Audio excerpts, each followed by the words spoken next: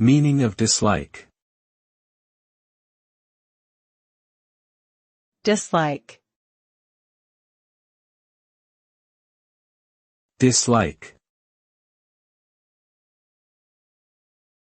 Dislike. Dislike. The term dislike can be used to describe a feeling of aversion or lack of preference towards something or someone. It signifies a negative attitude towards an idea, action, or individual.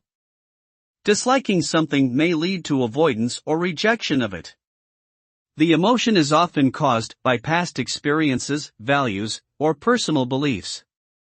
People may also dislike things they find unappealing, uncomfortable, or offensive.